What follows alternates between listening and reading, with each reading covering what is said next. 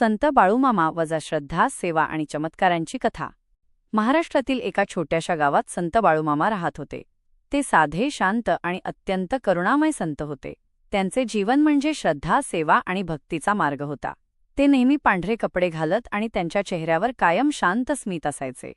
बाळूमामा कोणत्याही जातीधर्माचा भेद मानत नसत. जो कोणी त्यांच्या दारी येईल त्याला ते प्रेमाने स्वीकारत. गावकरी त्यांना फक्त संत नाही तर देवाचा अवतार मानत. दुष्काळातील चमत्कार.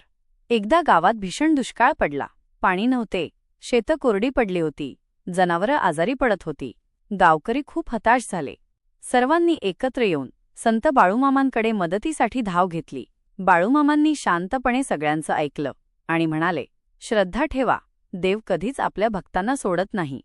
ते गावाबाहेरच्या एका कोरड्या विहिरीजवळ गेले. तिथे बसून त्यांनी ध्यान केलं, भगवंताचं स्मरण केलं आणि विहिरीत थोडंसं पाणी शिंपडलं. काही क्षणातच चमत्कार घडला. विहिरीतून पाणी उसळू लागलं. संपूर्ण गाव आनंदाने भरून गेलं. लोकांच्या डोळ्यात आनंदाश्रू होते. त्या दिवसापासून गावात समृद्धी आली, शेती फुलली, जनावरं तंदुरुस्त झाली. पण बाळूमामा कधीही चमत्कारांचा गर्व करत नसत. ते नेहमी म्हणायचे, हे सर्व देवाचं काम आहे, मी फक्त माध्यम आहे. आजारी मुलाची भेट. एकदा एका गरीब माणसाचं मूल खूप आजारी पडलं. डॉक्टरांनी आशा सोडली होती. तो माणूस रडत रडत बाळूमामांकडे आला. बाळूमामांनी त्या मुलाच्या डोक्यावर हात ठेवला, आशीर्वाद दिला आणि म्हणाले, भिवू नकोस, देव मोठा आहे. काही दिवसांतच ते मूल पूर्णपणे बरे झालं.